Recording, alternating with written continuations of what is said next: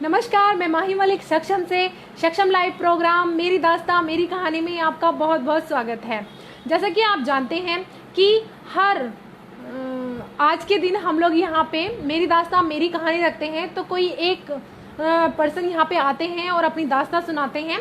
तो मेरे साथ यहाँ पर हैं मिस्टर भागीरथ सिन्हा, जो अपनी दास्तां को यहाँ पे आपके सामने रखेंगे, अपनी कहानी आपको बताएंगे, जीवन के संघर्षों के बारे में बताएंगे।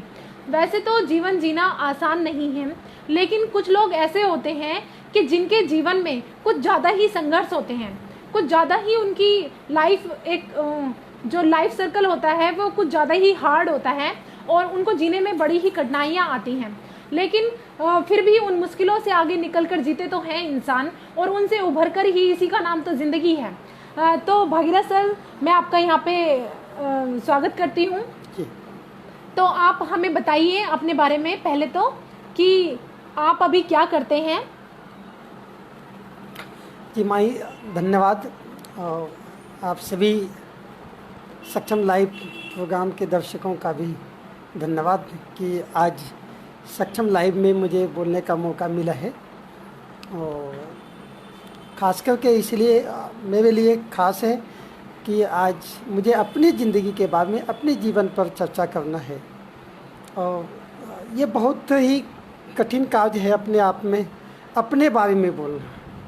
अच्छा लगता है अब मैं दूसरों के बारे में बात करना, कहना, लेकिन ये हमारे लिए बहुत ही चुनौतीपूर्ण है कि अपने बारे में अपने आप को कुरेदना, अपने बचपन में जाना और उस अनुभव और अनुभूति को शेयर करना।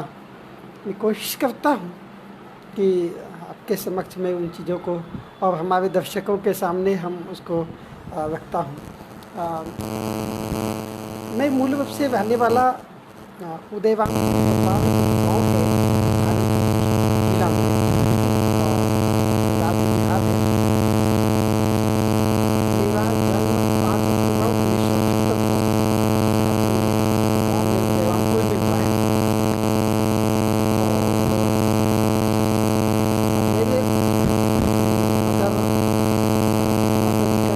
श्रीमती धनवंती देवी और पिताजी का श्री देवनारायण प्रसाद है। तो मुझे वैसे मैं अपने आप को अगर मैं महसूस किया कि मैं क्या हूँ, ये मुझे 5वीं क्लास में अपने आप को मैं पहचान पाया था कि मेरा नाम भागीरथ है। तो क्यों है ऐसा आपको मैं बताऊँ कि मेरा बचपन का नाम भागीरथ नहीं है, तो जो जन्म का नाम है वो मेरा कसरत नाम है। कसरत? हाँ, क्योंकि मैं ऐसा कहा जाता है कि मैं बड़ा चंचल था और एक्सरसाइज और ये वो करता जाता रहता था। पुराने ज़माने में होता भी था कि बच्चे अगर डे के हिसाब से भी अगर पैदा होते थे तो उनका नाम वैसे ही रख देते थे, तो उस हिसाब से आपका नाम रख दिया कि मतलब कसरत करते हो तो ज़्यादा तो कसरत नाम आपका। अच्छा, दिलचस्प बात ये है कि आज जैसे बृहस्पतिवार है, मेरा भी जन्म बृहस्पतिवार को ही हुआ है। हाँ, तो कसरत नाम चलता रहा। स्कूल में क्योंकि जब एडमिशन हुआ था तो मेरा नाम वही लिख दिया गया, कसरत। हाँ, तो मुझे याद है कि मेरे पहली क्लास के जो हमारे शिक्षक थे देवेंद्र प्रताप सिंह, उसको हम लोग प्यार से आगे चल करके गिरगिटिया मास्टर भी बोलते थे। हाँ, ऐसे निकनेम, एक निकनेम टीचरों का होता था। अच्छा, इसलिए होता था कि वो इतने उदार दिल थे, टीचर जिसका जवाब नहीं कि अगर वो पढ़ाते समय गुस्से में आ जाए तो बड़े पीटते थे। हाँ, बहुत पीटते थे।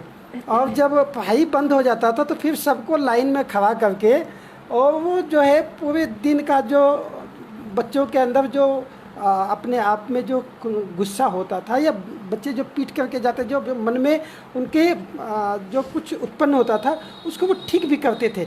यानी महरम का जो काम होता था कि शाम के समय में, छुट्टी के समय में, कि एक पिता के तरह या एक मदर के तरह जो है बच्चों को सहलाना और पुचकारना, और उसको ये आवाज़ नहीं होने देता था कि भाई आज पिटाई भी हुई है।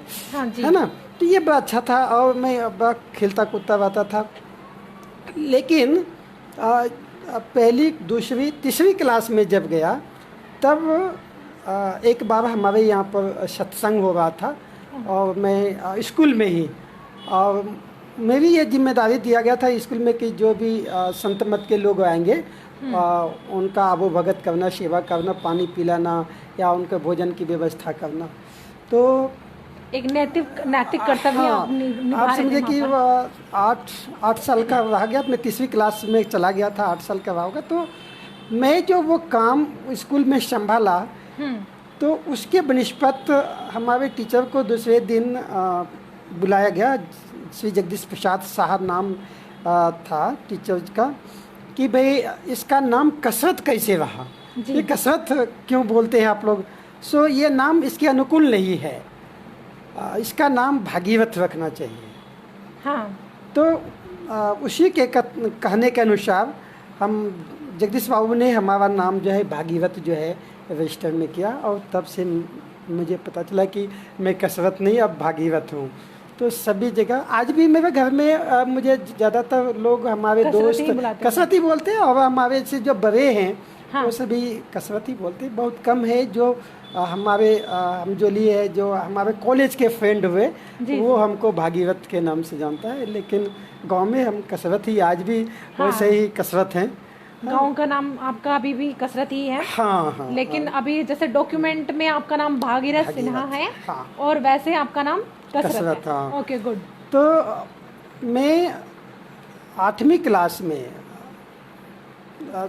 मुझे जो है एक आभास हुआ था अपने आप में, और उसका कारण ये रहा कि एक दिन मेरे बड़े भैया रेलवे में वेंडर हैं। अच्छा। रेलवे में वेंडर हैं, तो रेल में घूम घूम करके सामान बेचने का काम करते हैं। मेरे फादर भी ये काम करते थे, लेकिन मेरे फादर ये काम कम था, चूँकि वो भक्त आदमी थे तो पूजा पाठ में उनका ज़्यादा ध्यान रहता था। लेकिन मेरे भैया जो है क्या होता था कि वो खाना खा करके बहुत कम जाते थे, लेट नाइट काम करते थे। तो मुझे बचपन में उनका खाना लेकर के जाना पड़ता था स्टेशन पर उनको देने के लिए। तो एक दिन मैं ऐसे ही स्टेशन गया हुआ था खाना देने के लिए, और काफ़ी ट्रेन आने में लेट हो गई। तो मैं एक आम के पेड़ के नीचे बैठा हुआ था उनका खाना लेकर के, और उनकी ट्रेन आने का इंतज़ार कर रहा था। तभी एक बूढ़ी जो है, बूढ़ी औरत, उतनी बूढ़ी तो नहीं कह सकते, वो लगभग 40-45 के आसपास की वही होगी। हाँ। और वो आई और आकर के बैठ गई मेरे सामने, और बोले कि क्या कर रहे हो यहाँ पर, क्यों हो। तो मैंने बताया कि भाई इस काम के लिए आए। तो वो काफ़ी रोने लगी फुट फुट करके। तो मैंने पूछा कि आखिर क्या बात है, क्यों रो रही हो। तो बोली कि मैं मुझे घर से निकाल दिया है, मैं घर से निकालने के बाद मेरे पास कोई और चारा नहीं था, मैं 4 दिन से भूखी हूँ, मेरे पास कुछ भी नहीं था, मैं खाना नहीं खाई हूँ। तो मैं कहा कोई बात नहीं है, कौन सी बड़ी बात है, ये लो खाना है मेरे पास, खाना खा लो। हाँ खाना है। तो बोले कि फिर तुम इंतज़ार कर रहे भैया का, वो तो बोलेगा कुछ। उनके कोई बात नहीं, बोल देंगे कि भाई खा लिया, उसमें क्या दिक्कत है, मैं बोल दूंगा कोई बात नहीं तुम खा लो। तो मैंने उनको खाना खिलाया और पानी ला करके स्टेशन पर से दिया, पिया। तब तक हमारी खाना खाने के बाद हमारी ट्रेन आई, और भैया को जाके मैंने बताया कि भाई खाना तो लाया था, लेकिन एक अम्मा हमको मिल गई, मैंने उनको खाना खिला दिया। बोले कोई बात नहीं, ठीक है जाओ। तो हमको वहाँ खाना पहुँचाने के लिए हमको 1 रुपया या 1.5 रुपया हमको मिल जाता था। अच्छा। हाँ, अपने खर्चे के लिए मैं जाता था, तो हमको 1-1.5 रुपया जो है भैया दे देते थे। पैसा दिए, मैं अपना, लेकिन मुझे पता नहीं, मैं अपने दूर में तो चलता रहा, लेकिन ये पता हमको जब मैं अपने स्कूल के पास आया तब पता चला कि वो अम्मा जिनको मैंने खाना खिलाया तो मेरे साथ ही आ रही थी। अच्छा। मेरे पीछे पीछे, क्योंकि मैं पलट के देखा नहीं, और मैं अपने धुन में चलता रहा। और अनायास में स्कूल के पास आया, तो स्कूल के फील्ड पर आने के बाद जो है ना, तो मेरे एक दोस्त है राजकुमार, वो मिल गया। तो मैं फील्ड पर जो है उसके साथ सोचा कि चलो खेलते हैं अब। हाँ। तो तभी मैं देखता हूँ कि वो फिर जो है वो आकर के वहाँ स्कूल के गेट के पास खड़ी है। मैं सोचा कि भाई ये फिर मेरे साथ क्यों आ गई। देन इस तरह से मैं खेल करके जब लौटा तो वो पीछे पीछे पीछे पीछे फिर मेरे साथ घर पर मतलब अपने गांव, मेरे गांव आ गई। तो मैंने कुछ नहीं बोला, ठीक है आ गई। तो जब मैं अपने घर के तरफ मुड़ा तो वो बोलती है बाबू एक बार सुनना इधर। तो मैं जब उसकी बात सुना तो उन्होंने बोला कि 2 मिनट इस कुएँ पर बैठ जाओ। हमारे जहाँ इस पंचायत भवन है ना, वहाँ गांव के बाहर एक इनारा है, वहाँ बैठ गए। अब उन्होंने मुझे बताया कि देखो मेरा कोई है ही नहीं दुनिया में। हाँ। और जो है वो पीछे चला गया, मैं घर से निकाल दी गई। और वो कारण जो बताई उन्होंने कि मुझे इसलिए निकाला कि गांव में मुझे लोग डायन बोलते हैं। डायन बोलते हैं? हाँ, एक प्रथा है, एक सामाजिक इसको कुरीति कह सकते हैं कि वो जो विवश मजबूर और विधवा जो एकल महिला होता है, कई बार उनके ऊपर इस तरह की लांछन लगा दिए जाते हैं गांव की तरफ से, किसी के हावी बीमारी या कुछ भी की इसके कारण हुआ है। अच्छा। हाँ। और हाँ। उस कारण उस महिला को जो निकाला था, मैं उनकी बातें सुन करके बहुत ही अचंभित रह गया। हाँ। कि ये हो कैसे सकता है, एक इंसान के सोचने से कोई कैसे बीमार हो सकता है। हाँ। एक इंसान के देखने से कोई बीमार कैसे हो सकता है। मैं असमंजस में पड़ गया। फिर मैं बोला ठीक है कोई बात नहीं है, आप हमको यहीं पर मैं पूछ के आता हूँ अपनी माँ से कि आप हमारे साथ घर चल सकते हो कि नहीं चल सकते हो। हाँ। क्योंकि वो बोली कि ये कारण रहा है, मुझे जो भगाया गया है इसलिए भगाई गई हूँ। तो मुझे इतनी पता नहीं था कि भाई इसके कारण ये और ये जो तमाम चीज़ें हैं, लेकिन मेरे मन में ये प्रश्न कुंठता जरूर था कि ये हो कैसे सकता है। तो फिर मैं घर जा कर के तमाम बातें शेयर किया, और ये तमाम चीज़ें होने के बाद वो मैं अपने विद्यालय में 15 से 20 दिन रखा। मेरे मम्मी उनके लिए खाना देती थी, कपड़े दिया उनको, सब कुछ। और 15 दिन के बाद पता नहीं अनायास फिर क्या हुआ, एक रात चूँकि मैं अपने जो बचपन का स्कूल था, ट्यूशन सेंटर कह सकते हैं, जी जी। मैं वहीं सोता था। और वो बाहर सोती थी बरामदे पर, हम लोग रूम में सोते थे। मैं और मेरा 2-3 साथी और लोग था। तो एक रात उन्होंने बोला कि बेटा आज मुझे बहुत डर सा लग रहा है, और क्या तुम मेरे साथ ही नहीं सो सकते हो यहाँ पर। हाँ हाँ। तो मैं कहा कोई बात नहीं, हम भी सोएंगे, क्या दिक्कत है। मैं सो गया, और मैं कब सोया मुझे पता नहीं। और उन्होंने क्या हुआ कि रात को मैं देखता हूँ कि जब मैं रात में काफ़ी रात में जगा तो वो थी नहीं, वहाँ से थी नहीं, वहाँ पे नहीं थी। मैं ढूंढता था कि भाई क्या हुआ, कहाँ गई कहाँ गई। और वो रात भर में आसपास ढूंढता हुआ बेचैन हुआ कि आखिर कहाँ गई, क्या हुआ, लेकिन उसका मुझे कुछ पता नहीं चला। क्या एज रही होगी आपकी उस टाइम पे? मैं वही 3री 4थी क्लास में था। अच्छा। 3री पास करके तो 9 साल का लगभग रहा हाँ, होगा मेरा उम्र। तो बचपना ही था आपका उस हाँ। टाइम पे। हाँ। और इस सब के बारे में पता नहीं, लेकिन मेरे दिमाग में यह प्रश्न चलता रहा था। फिर कई बार कुछ घटनाएं ऐसी रहती हैं लाइफ में, चाहे आप कितने छोटे बच्चे क्यों ना हो, लेकिन वो आपको मतलब ताउम्र याद रहती हैं। और वो जो है वो चेहरा, वो छवि आज भी मैं अपने सामने जब देखता हूँ तो मुझे वो तमाम सड़क के फुटपाथ पर जो भी बेघर होमलेस लोग हैं, वो मेरे को अपना सा महसूस होता है कि उस रात वो सोती हुई एक माँ कैसे बच्चों को छोड़ करके चली जाती है, कैसे जा सकती है। और जब कभी भी मैं इस तरह से देखता हूँ लोगों को सड़क पर या आसपास, तो मैं सिहर उठता हूँ कि ये हालत तो मेरी 9 साल की उम्र में ऐसा हुआ था। हाँ हाँ हाँ। और जब मैंने माँ को बताया तो वो भी अचंभित हो गई, बोली कोई बात नहीं है, कुछ तो नहीं हुआ। मैंने भी बोला कि भाई कुछ तो नहीं हुआ हमको, मैं तो सोया, मैं तो वहाँ साथ में खाया पिया, साथ भी खाता था मैं। हाँ, नहलाने के लिए लेके जाते थे, कुएं पर पानी भर के देता था, वो नहाती थी। एकदम ऐसा लग रहा था कि माँ के समान वो नजर आने लगी थी।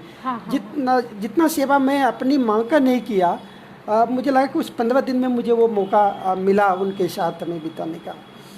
और वो छवि मैं आज भी मेरे जीवन में उनके चेहरे को मैं भूल नहीं सकता हूँ और मुझे याद रहता है पक्का। और यही एक मेरे दिमाग का क्वेश्चन मुझे सताता रहता है कि आखिर वो हो कैसे सकता है, एक महिला किस कारण से उनके साथ ये ज्यादती होता है। हाँ, हाँ। और ये हमारे समाज में ये कब तक चलता रहेगा। मेरा मानना है कि ये कुरीति है और इस तरह से महिलाओं का शोषण ही होता है, बेहतरी नहीं होता। और यही क्वेश्चन हमको इस तरह से झकझोरा कि मैं अपने आप को मैं डायरी लिखना शुरू किया। अच्छा। मुझे अच्छी तरह से याद है कि मैं उसके बाद तो 3-4-5 महीना तो मुझे अपने आप में पता नहीं चलता था कि मैं क्या कर रहा हूँ, कहाँ कहीं बैठे हैं तो मैं अपने आप में नींद में झूमने लगता था। और मेरे दिमाग में हर समय वो बातें चलता रहता था कि क्यों चली गई, कहाँ चली गई। हाँ, ये तो मेरे मन में भी अभी जैसे आप हाँ। मेरे को बता रहे हैं तो मेरे मन में भी एक प्रश्न उठ रहा है कि अचानक से कहाँ चली गई। जी। फिर मैंने शिवरात्रि का रात था, शिवरात्रि वाले रात मैंने इसको खूब अच्छे से लिखना शुरू किया ओके। कि आखिर ये प्रश्न कब तक चलेगा, मैं क्या हो रहा है मेरे साथ, मैं क्यों इतना उस प्रश्नों के पीछे जा रहा हूँ। फिर मैंने लिखा और लिख करके जब मैं उसको दूसरे दिन पढ़ा तो मुझे अपने आप में बस सुकून सा महसूस हुआ, मैं अपने आप में अच्छा से महसूस किया। फिर मैंने अपने चाचा जी को दिखाया कि मैंने ये लिखा है। उन्होंने बड़े खुश हुए कि अरे ये तुमने लिखा है। मैंने कहा हाँ मैंने लिखा है। और वो उस समय उन्होंने हमारे हिंदुस्तान अखबार होता था और उसमें उस स्टोरी को दिया और वो उसमें छपा था। ओके। और मुझे अपने लिखने का जो एहसास हुआ कि मैं कुछ लिख सकता था उस घटना से, और वो जो छपा था पहली बार वो मुझे बड़ा सुकून हुआ। और तब से मैं कुछ ना कुछ लिखने का प्रयास करता रहा था। इस तरह से मैं कई अवसरों पर कुछ ना कुछ लिखता रहा। और मेरे मन में यह क्वेश्चन कॉलेज तक, यानी इंटर बोलते हैं हमारे यहाँ, तो इंटर को भी कॉलेज ही बोलते जी हैं। जी, यूपी में जो इंटर तक की स्कूल होते हैं ना, यहाँ पे स्कूल बोलते हैं, लेकिन यूपी में उनको कॉलेज ही बोला जाता है। हाँ। कि कॉलेज जा रहे हैं, इंटर कॉलेज इस टाइप से इंटर हाँ। कॉलेज ही बोला जाता है उनको। और यहाँ पे जब 12th पास कर लेते हैं बच्चे तब वो कॉलेज में प्रवेश करते हैं, लेकिन यूपी में ऐसा कुछ नहीं है। तो बिहार में भी ऐसे ही इंटर कॉलेज ही बोलते हैं। हाँ हाँ हाँ। तो मैं जब इस पर अपने वो समय को देखना जब शुरू किया लेखन के बाद, मैंने तब से कुछ ना कुछ मैं लिखता रहता था। और लिख करके मैंने तब भी नहीं छुपाया था, लिखता रहता था। लेकिन मैं छुपाता था कब कि जब मैं थोड़ा पढ़ने में कोई होमवर्क में नहीं कर पाता था तो मेरे चाचा बहुत टाइट थे, वो पढ़ाते थे ट्यूशन और चाचा जी बहुत मारते थे। तो तब मैं छुपा लेता था अपनी लिखी हुई चीज़ें। फिर जब 1-2 दिन बाद में अपना काम वाम करके ठीक ठाक होता था, फिर उसका मूड अच्छा लगता था, तब मैं उसको दिखाता था। और उनका बड़ा प्रोत्साहन मिला हमको जी। उनको दिखा करके। और धीरे धीरे उनके प्रोत्साहन से मैं कुछ चीज़ों को लिखना ऑब्जर्व करना शुरू किया। मुझे याद है कि हम बचपन में हमारी माँ को दूध नहीं होता था, बहुत कम दूध होता था। और ऐसा बोलती है माँ कि दूध नहीं होने के कारण मैं भूखा रह जाता था। तो मुझे याद है कि एक हमारी दादी लगती है सावित्री देवी, मैंने उनका बहुत दूध पिया है। अच्छा। और उनका ही नहीं, मैंने 2-3 मामी का, 3-4 दादी का, और इब्बेन की हमको दूध सबसे ज़्यादा उन्होंने पिलाई है सावित्री दादी और एक दाई माँ ने। अच्छा, तो ये हुआ कि जन्म देने वाले से पालने वाला ज़्यादा बड़ा होता है। जी। तो आपको इतने सारे मतलब पालने वाले हो गए आपके, सावित्री दादी हो गई आपकी, मामियाँ हो गई आपकी। बहुत। तो मैं आपसे पूछना चाहती हूँ कि जैसे मतलब आपको लिखने का शौक रहा है बचपन से, जी। है तो आपने इतनी कविताएं लिखी होंगी, कहानियाँ लिखी होंगी, तो क्या ऐसा है कि आपके पास आपकी अपनी कोई फेवरेट, आपकी खुद की लिखी हुई कोई फेवरेट कहानी या कविता कुछ ऐसा है? देखिए, मैं तो आपको बताऊं कि जब मैंने अपने ऊपर दृष्टिपात किया, मैं अपना तरफ देखना शुरू किया, तो सबसे पहला मुझे अपने वो माँ की दूध याद आई। अच्छा। कि कि मेरे लिए सौभाग्य की बात है कि मुझे कई माएँ हैं, हाँ। है ना, और जिन्होंने मुझे दूध पिलाया, और शायद उनमें से कुछ अब नहीं रही, और मैंने उसका दूध का कुछ कर ज़्यादा नहीं कर पाया। तो मैंने उस पर एक लिखा कि दाई माँ, अच्छा। मेरी दाई माँ, तूने मुझे जन्म तो नहीं दी, लेकिन तूने मुझे रंग दी, रूप दी, और वो दी सुंदर सी काया। तेरे स्पर्श से ही निर्मल हुई मेरी काया। काश तू ना होती तो कौन देती मेरी मुंह में उंगली डालकर मुझे जुबान। क्योंकि जो दाई माँ होती है, हाँ, बचपन में जब पहली बार बच्चा पैदा होता है तो मुंह में उंगली डाल करके उसको जो जुबान साफ करते हैं वो दाई माँ होती है। तो मैंने कहा कि भाई दाई माँ तुम नहीं होती, हाँ, तो कौन मुझे खोलता मेरी जुबान, हाँ, मेरे मुंह में उंगली डाल करके। फिर मैंने कहा कि मेरी दाई माँ तो सचमुच मेरी माँ जैसी हो, या कहूँ कि मेरी माँ तुम जैसी हो। अब ये कविता लिखने के बाद फिर मैंने अपने आप में वो महसूस किया कि माँ सिर्फ वही नहीं है कि जो जन्म दी है, माँ वो भी है जिसने हमें खड़ा करने में, हमें पालने में मदद की जी। तो ये हमारी पहली रचना है जो कविता के लिए है। उस समय मैं पद्य में लिखता था, कविता नहीं कहानी लिखता था, बहुत सारी कहानियाँ लिखा, लेकिन कविता की तरफ मैंने ये पहली कविता हमारी है कि दाई माँ को लिखा। दाई माँ के बाद फिर मैंने अपने जीवन के और भी अपने दोस्त के ऊपर, मेरा एक और दोस्त रहा है गोपाल, जो वो भी लेखक बने आगे चल करके। उनके भी बहुत सारी नाटक, वो नाटक ज़्यादा लिखते हैं। अच्छा। और बहुत सारे सामाजिक नाटक उनका फेमस रहा, और एक्सीडेंट में उनका पाँव कट गया तो वो भी एक हमारे लिए दिलचस्प था कि वो अकेला इंसान ऐसा था कि पूरे घर की जिम्मेदारी, चूँकि उनके फादर नहीं थे, एक हाँ। बहन थी और माँ थी, और पूरे परिवार का जिम्मेदारी उन्होंने उस लेखन से और काव्य गोष्ठी के माध्यम से करता था।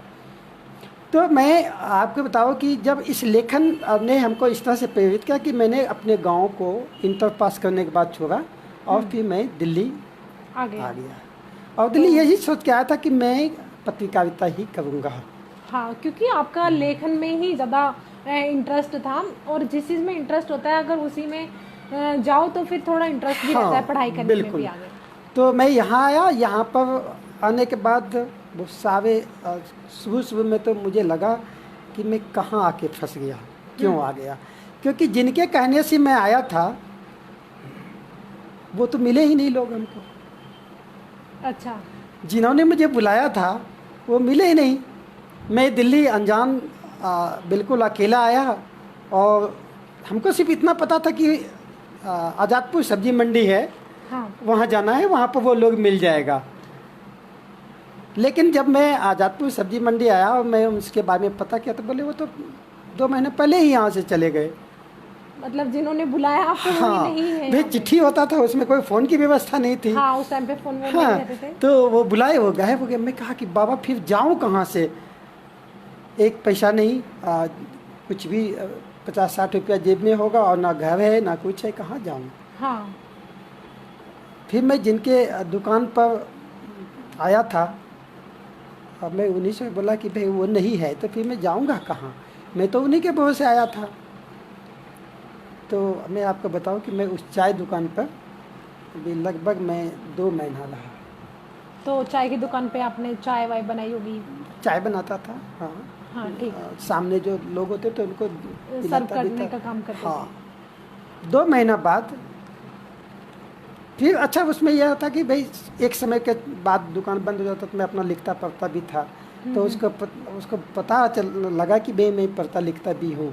तो बोले कि भाई तुम अभी बहुत छोटा है, तुमको कोई नौकरी वोकरी देगा नहीं, कोई काम वाम देगा नहीं, हाँ। तुम यहीं पर पढ़ लिख लो और धीरे धीरे जो है कुछ करना। मैं कहा कि ऐसा नहीं है। 2 महीना बाद मैंने बोला कि हमको देता था 600 रुपया वो जो है, तो 600 रुपया में मैंने 2 महीना उनके यहाँ काम किया। जब मेरे पास पैसा हुआ तो सबसे पहले मैंने अपना रूम लिया और अपने रूम में व्यवस्थित हुआ, और मैं काम नहीं छोड़ा उसके पास से, हम्म, काम करता रहा, रूम में जा कर के अपना पढ़ता लिखता रहता था। और चीज़ें फिर मैंने अपने आप को वहाँ पर अपने आप से शुरू करना शुरू किया कि मैं अखबार के दफ्तरों में घूमना, कुछ लिखना, किसी को दिखाना, कहीं करना, इस तरह से मेरा नया सर्कल दिल्ली में भी हाँ। शुरू हो गया था। उस समय आज़ादपुर से अखबार निकलता था, एक्शन इंडिया, उसमें मैं लिखा। जैसे छोटे छोटे कॉलम लिखते हैं तो कुछ इस हाँ। टाइप का लिखते थे आप? हाँ, मैं वो छोटे छोटे कॉलम ही लिखता था। ओके। बच्चों के ऊपर कविताएं लिखता था, हाँ हाँ हाँ। छोटी छोटी कहानियाँ लिखता था। तो जो वो अखबार था एक्शन इंडिया, उसमें छपा कई बहुत सारे। फिर मेरी साहस वहाँ पुख्ता हो गया कि जब मैं हिंदुस्तान के दफ्तर में गया हाँ। और हिंदुस्तान के दफ्तर में एक अपनी रचना दिया, तो उन्होंने बिठा के मुझे चाय पिलाया और पहली बार मुझे वो आवाज़ हुआ कि जहाँ छपता है, जहाँ से प्रेस होता है, जहाँ से लोग बनता है, वो ये जगह है। हाँ हाँ हाँ। तो मैं अपनी रचना जब दिखाया तो उन्होंने बिठाया और बड़े प्यार से उन्होंने चाय पिलाया और बोला कि कुछ भी लिखो, आ जाया करो यहाँ पर, समझ में कोई है। उन्होंने पूरी बातें हमने उनको सुनाया, बोला कोई बात नहीं, कोई दिक्कत हो तो भी बता देना। हाँ। तो मैंने हिंदुस्तान में फिर 2 साल तक वहाँ पर कुछ चीज़ें लिखता रहता था। 2 साल के बाद फिर मैंने कोई और रोजगार का साधन ख़त्म हो गया, फिर मैंने वो दुकान भी छोड़ दिया। हाँ। जाना आना होता था लेकिन मैं काम नहीं करवाता था उसके यहाँ। हाँ हाँ हाँ हाँ। फिर एक संस्था में हमने ज्वाइन किया, उसमें बच्चों को पढ़ाने के लिए, बच्चों को पढ़ाया लिखाया।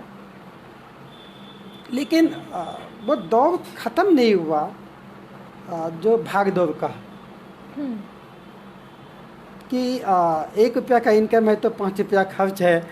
और हाँ। वो जो दिमाग में वो चलता हुआ था वो बड़ा, और आज भी मैं वो दौर कम नहीं है, उसी तरह से चल रहा है। वही चिंता चिता से बढ़कर है। तो 1 रुपया कमाते हैं, फिर 2 रुपए खर्च जाते हैं, तो वही हाँ, कमाने की टेंशन बिल्कुल। इंसान को लगी हाँ। रहती है लाइफ में। तो अब इस हालत में कहीं खुशियाँ नहीं लिखता हूँ, वो वही चीज़ें लेखन में आता है जो मैं जी रहा हूँ, जो अपने आसपास के मजदूर वर्गों को, मजदूर भाइयों को देखता हूँ, चाहे आज़ादपुर सब्जी मंडी के पैकर पल्लेदार हो, बोरी उठाने वाले हों, या बिल्डिंग बनाने वाले मजदूर हों, निर्माण मजदूर हो, मैं उसको देखता हूँ। कोठियों में काम करने वाली बाई जो हैं, घरेलू कामगार, मैं उसके ऊपर भी लिखता हूँ, बहुत सारे लिखा है इसके लिए।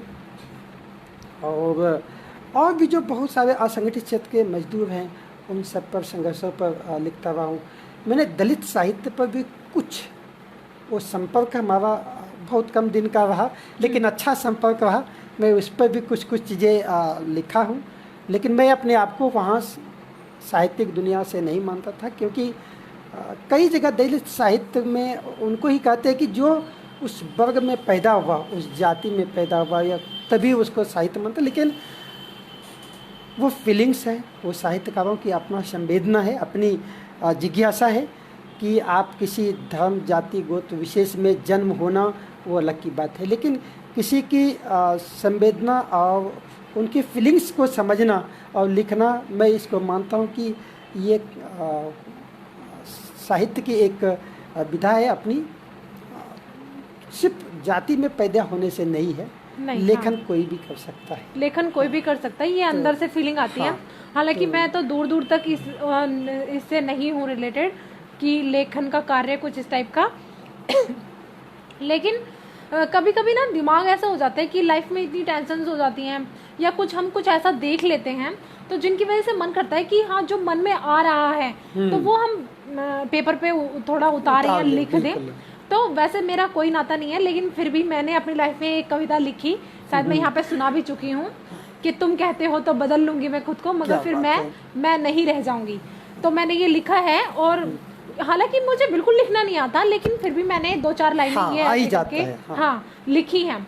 तो वही है कि मन का टेंशन जो होता है, मन में जो विचार चल रहे होते हैं, वही हम थोड़ा शब्दों को पिरो के एक माला बनाते हैं और उस माला को पत्र पे उतार देते हैं, पेपर पे उतार देते हैं। हाँ, बिल्कुल। तो मैंने लगभग 3 साल तक पंजाब केसरी में भी काम किया है जी। पंजाब केसरी में भी लिखा, और पंजाब केसरी में भी उस समय जो एडिटर थे हम लोगों का, वो तो बड़े चीफ एडिटर सुनील कुमार जी है ही, जो उस कॉलम को देखते थे। बाल केसरी निकलता था, पंजाब केसरी में भी एक बाल केसरी का कॉलम था, हाँ, हाँ, हाँ। जिसमें कि बच्चों का कॉलम आता था, बच्चों के लिए लिखते थे। उसमें भी मैंने चमन के फूल लिखा। अच्छा। हाँ, तो वो भी हमारा प्रकाशित होता था। तो फिर मैंने न्यूज भी लिखना वहाँ से सीखा। वहाँ पर अच्छा एक आलम मिला हमको, वातावरण अच्छा मिला पंजाब केसरी में भी। और वहाँ पर मैंने 3 साल में अच्छे से न्यूज बनाना सीख लिया।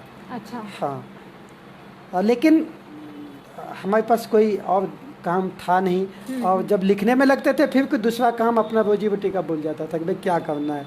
हाँ। वो तभी याद आता था जब काफ़ी सताने लगता था कि रूम का किराया देना है, हाँ। या खाना क्या है शाम को। तो क्या जो आप ये लिखते थे न्यूज़पेपर्स में, तो क्या आपको वहाँ से कुछ पैसा नहीं मिलता था? नहीं, वो तो उस समय नहीं होता था, कॉलम का हिसाब था। हाँ। कॉलम जितना साल लिखते थे उसके हिसाब से, लेकिन वो भी ना के बराबर है। हाँ, तो उससे दिनचर्या थोड़ी ना चलेगी, जीवन थोड़ी ना चलेगा इंसान का। तो फिर मैंने ट्यूशन पढ़ाना शुरू किया। हाँ। फिर संस्था में मैंने जुड़ा। तो संस्था से जुड़ने से तब हमारा चीज़ें जो है संतुलन में आया। मैं बच्चों को वहाँ पढ़ाता था, और मैं स्ट्रीट चिल्ड्रन को पढ़ाता था। वो बच्चे जो सड़क के फुटपाथ पर रहने वाले बच्चा होता था, रेलवे स्टेशन पर, हाईवे पर, हाँ। इस तरह के बच्चों को मैं उस समय जो है उनको जीवन जीने की एक शैली जो है वो कैसे आती है। क्योंकि वो बच्चे क्या होता है कि एक तो संगत का कारण, और दूसरा गैंग होता है बच्चों का, इस तरह से भीख मंगवाना, बच्चों से अपराध करवाना, या बच्चों से अन्य और गलत काम करना, ये तमाम चीज़ें एक गैंग टाइप का होता है जो बच्चों को इस तरह से उसमें शामिल करता है। तो उन तमाम बच्चों को बच्चों के साथ में काम करते, वे आक्रामक बच्चे होते हैं वो लोग। हाँ। बहुत आसान नहीं है उनके साथ काम करना, बहुत मेहनत लगता था। लेकिन क्या था कि तब हमारी उम्र छोटी थी, 19-20 साल का था, उनके साथ हम जोलीसा हो जाते थे।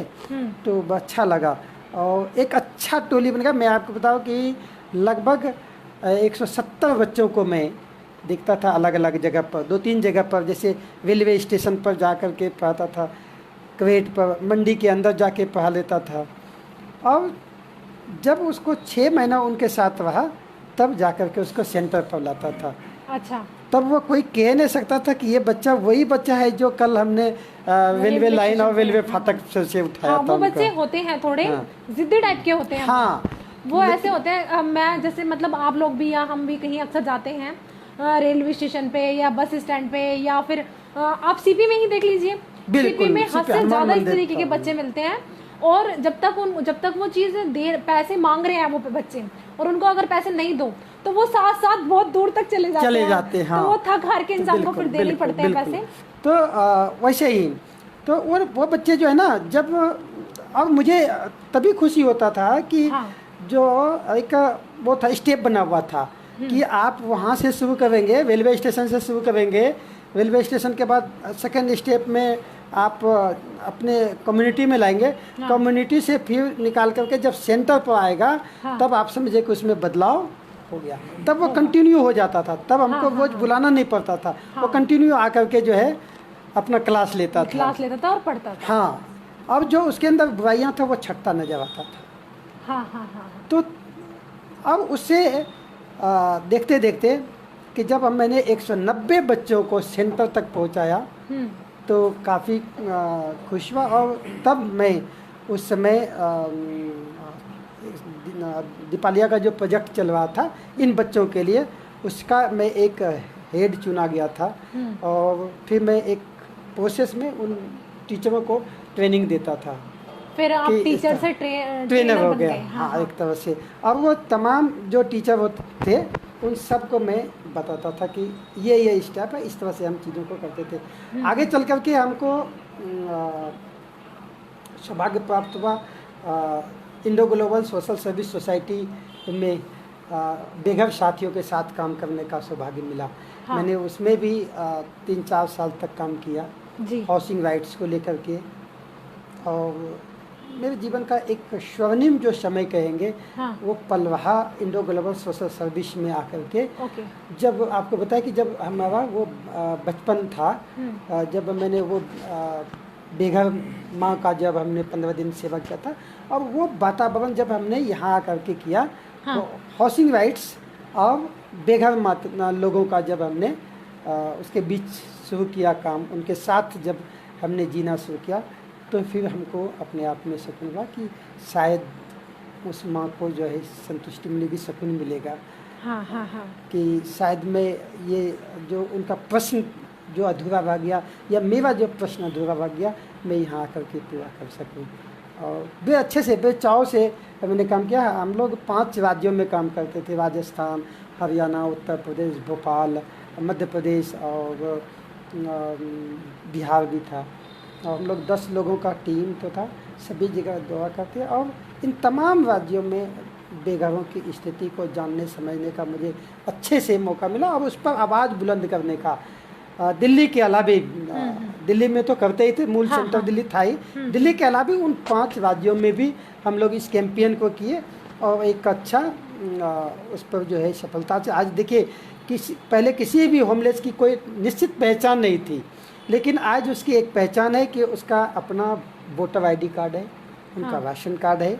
अब वो सुविधाएं उनको मिल रही है, जिसको कि हम लोगों ने 2011 में शुरू किया था, और 2011 से 15 तक मैंने इस काम को किया है। हाँ, नहीं, समाज सेवा तो आप बचपन से ही करते आ रहे हैं। पहले आपने एक बूढ़ी माँ की मदद की, फिर उसके बाद जो रेलवे स्टेशन पे बच्चे हैं उनकी आपने हेल्प की, उनको सुधारा, उनको थोड़ा समाज की तरफ लेके आए, और फिर ये जो बेघर लोग फुटपाथों पर रहते हैं उनको भी आपने एक अधिकार दिलवाया। तो फिर मैं ये पूछना चाहूँगी, थोड़ा पर्सनल पूछ लेती हूँ, फिर आपने शादी किस एज में की? शादी तो मैंने की बहुत बार, 30-31 साल में शादी की हमारी। अच्छा। और शादी मैंने जब हमने एक मुद्दा था दलित ऑर्गेनाइजेशन पर, मैं जब काम कर रहा था ना, हाँ। तो उसके बाद मैंने शादी की। 2006 में मेरी शादी हुई है। ओके। और अरेंज मैरिज है। अच्छा, अरेंज मैरिज। तो आपको इस बात का अफसोस हो रहा है कि अरेंज मैरिज है? हाँ, नहीं, अफसोस तो नहीं कर सकते हैं, क्योंकि डरता भी था ना। अच्छा, घर वालों से? हाँ, वो भी अब तो लोग छिपाते नहीं है ना, नहीं, प्यार करना अब तो जग जाहिर कर देता है। हाँ। लेकिन हमारी इतनी हिम्मत नहीं थी कि अपने प्यार करते थे तो हम बता सके कि मैं किसी से प्यार करता तो मैं उसी से शादी करूँगा। अच्छा। तो ऐसा नहीं कि नहीं कि था, प्यार था, करते थे। और अच्छा है कि शादी के बाद भी आज भी उनका मेरे घर आना और हमारा उनके घर जाना है। अच्छा, तो एक मतलब हमारी वाइफ को भी पता है हाँ। कि भाई हमारे शादी से पहले लव करते थे, लेकिन मेंटेन रखा और चीज़ों को। मैं शायद वो हमारी कोई और कमियां रहा है कि हमने अपने आप को जो है उस माफिक नहीं समझा। हाँ। और जो गार्जियन ने शादी कराया, मैं उस पर खुश। हाँ, क्योंकि माता पिता बच्चे को जन्म देते हैं, हाँ। तो वो सोचते हैं कि उनका एक सपना होता है कि बच्चा हमारी मर्जी से शादी करे, है ना? बिल्कुल। तो आप अपने माता पिता के लिए काफी खरे उतरे, आपने जिद नहीं की कि हाँ मुझे किसी और से शादी करनी है, जो आपकी पसंद है आपकी पसंद से नहीं करनी। बहुत अच्छा रहा ये। और कुछ बताइए आप अपने संघर्षों के बारे में। मैं एक चीज़ इसमें ये जरूर कहूँगा कि देखिए, जो ये जो शादी और प्यार का जो है ना, ये वो मैटर नहीं है, बल्कि आज की जो समय है, मैं इसमें एक चीज़ महसूस कर रहा हूँ कि समाज में जो अंतर जातीय विवाह है, हाँ। समाज में जो समानता की स्थिति होगा, समाज में जो ये द्वेष आपसी होता है, ये मिट भी तभी सकता है जब बेटी रोटी का संबंध होगा। हाँ। मैंने जरूर अपने पेरेंट्स के लिए ये तिलांजलि दिया कि उससे प्यार करने वाली से शादी नहीं किया। हाँ। लेकिन मैं इसके लिए इतना एग्रेसिव भी नहीं हूँ कि जो आज के बच्चे कर रहे हैं वो गलत कर रहे हैं। मुझे लगता है कि कहीं ना कहीं ये समाज का एक दायित्व भी है, एक जिम्मेदारी के तौर पर, कि समाज में बराबरी भी होगा। जो भेदभाव जाति को लेकर के होता है, धर्म को लेकर के है, वर्ग को लेकर के, इनको पाटने का एक ये सरल तरीका है। हाँ। जहाँ आप भी शादी लड़का और लड़की के बीच होता है, किसी जाति के बीच नहीं होता है, धर्म के बीच नहीं होता है। हाँ। और जिसको लेकर के समाज में आज तुल दिया जाता है कि हमारी नाक कट गई, ये हो गया। मुझे लगता है कि इस पर मैं अपने आप में वो करके कहूँगा कि ये बेटी बेटी का संबंध है और इस पर समाज को भी आगे आना चाहिए और तभी युवा पीढ़ी में एक अच्छा एटमॉस्फेयर होगा। और उससे ना एक फायदा और होगा, जो दहेज इतना मतलब चल रहा है आज बढ़ चढ़ के, तो जो दहेज प्रथा है वो खत्म हो जाएगी कहीं ना कहीं। तो जो दहेज के कारण बेटियां जलाई जाती हैं, दहेज के कारण बेटियों को प्रताड़ना मिलता है, वो तो कम होगा ही। आपके लिए कुछ कमेंट्स आ रहे हैं यहाँ पे। यहाँ पे पूनम बर्मन है, बहुत ही सुंदर कविता बोल रही हैं, आपके लिए बोल रही हैं वो। आपका जीवन बहुत ही संघर्षपूर्ण रहा है, परंतु आपने हार मानी और निरंतर हार नहीं मानी, ये ऐसा कहना चाह रही हैं, और निरंतर प्रगति की ओर बढ़ते रहे। आगे के लिए आपको ढेर सारी शुभकामनाएं वो दे रही हैं। थैंक यू पूनम बर्मन जी कि आप भागीरथ सर को इतनी ढेर सारी शुभकामनाएं दे रही हैं। और काफ़ी लोग हैं यहाँ पे जो मतलब हमारे प्रोग्राम को देख रहे हैं। मैं चाहती हूँ कि आप लोग हमारे प्रोग्राम को ऐसे ही देखते रहिए और ज़्यादा से ज़्यादा लाइक कीजिए, सब्सक्राइब कीजिए, और आप हमें अपनी कहानी यहाँ आके सुना सकते हैं या अपने सुझाव भी हमें दे सकते हैं। तो आप हमारी ईमेल आईडी नोट कर लीजिए, saksham.del1@gmail.com। तो मैं दोबारा रिपीट कर रही हूँ, आप दोबारा से नोट कर लीजिए, क्योंकि एक बार में नहीं आएगी, रिपीट कर दूंगी तो जल्दी से अच्छे से नोट हो जाएगी। तो मैं दोबारा रिपीट कर रही हूँ यहाँ पे saksham.del1@gmail.com। तो आप लोग अपने क्वेश्चन भी हमसे पूछ सकते हैं, अपने सुझाव भी हमको दे सकते हैं, और अगर आपको कोई भी आपके साथ ऐसी कोई संघर्षपूर्ण आपका जीवन रहा है, आप अपनी कहानी हमें सुनाना चाहते हैं, तो आप यहाँ आके मेरे साथ यहाँ पे बैठेंगे और यहाँ पे अपनी पूरा संघर्षपूर्ण मेरी दास्तान मेरी कहानी एपिसोड में आके यहाँ पे आप लोगों को अपनी कहानी बता सकेंगे।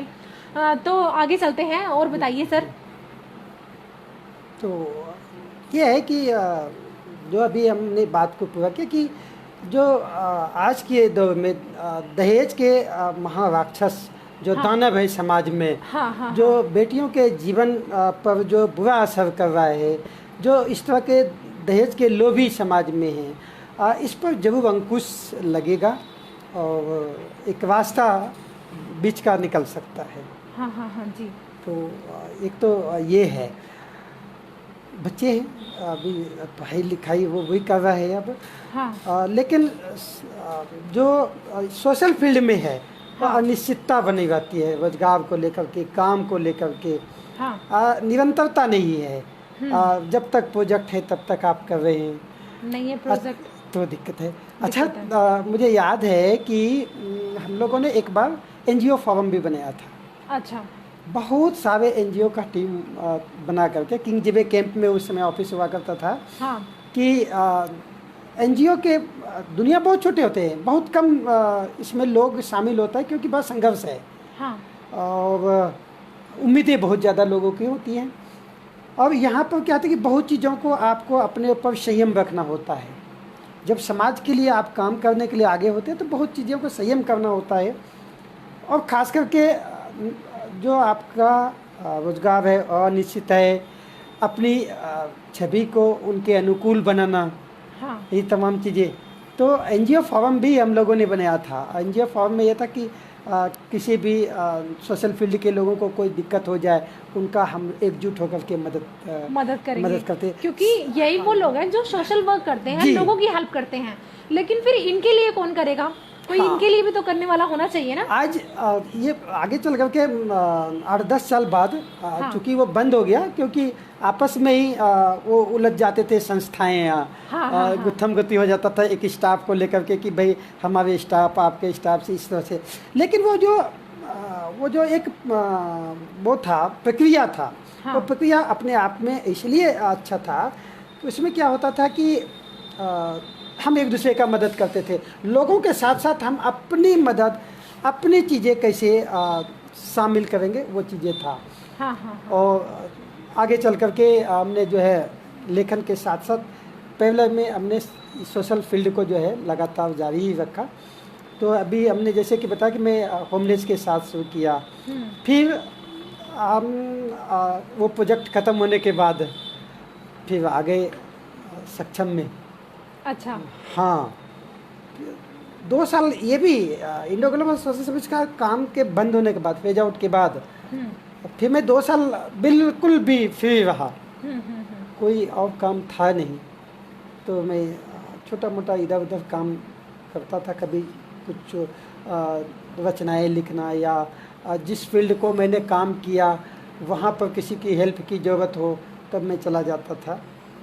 2 साल के बाद बहुत संघर्ष। आपको मैं बताऊं कि अपने लाइफ में ये जो पिछला मेरा 2 साल का दौर रहा है, हाँ। ये बहुत ही संघर्ष में और कष्ट में रहा है।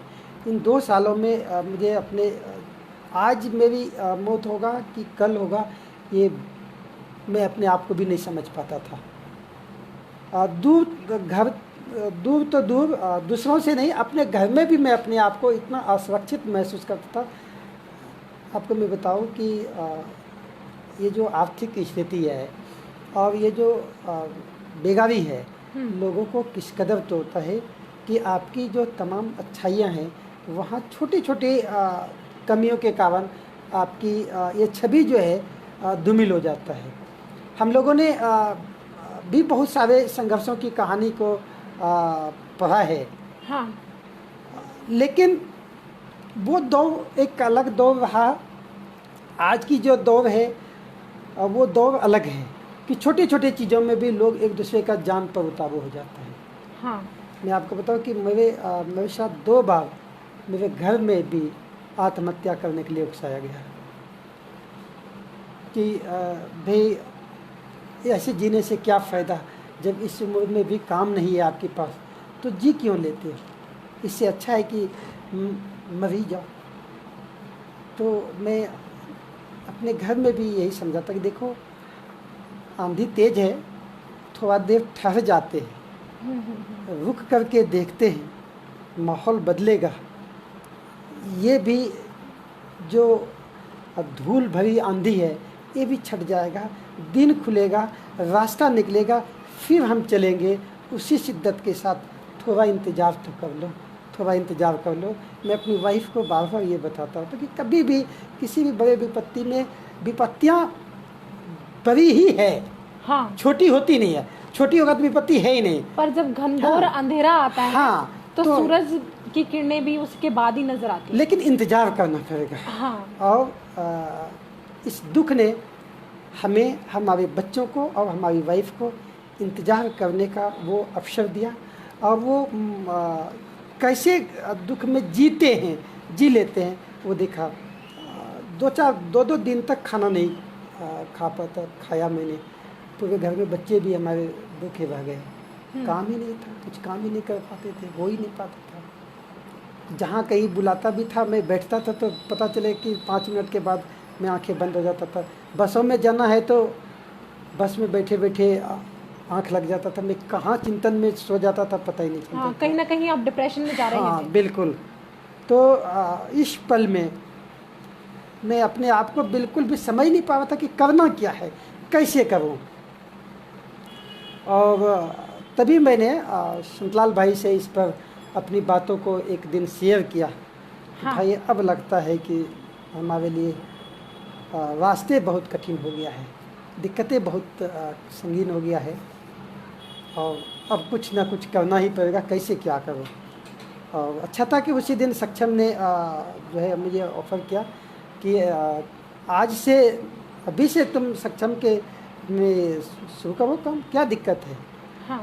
बदल जाएगा, कोई दिक्कत नहीं। अच्छा, कोई प्रोजेक्ट तो है ही नहीं, और जो प्रोजेक्ट है ऑलरेडी स्टाफ कर ही रहे हैं। हाँ, हाँ, हाँ। और उसके बावजूद भी सक्षम ने मुझे मौका दिया, ऑफ़र किया, और मैं रहा, साल भर से कर रहा हूँ।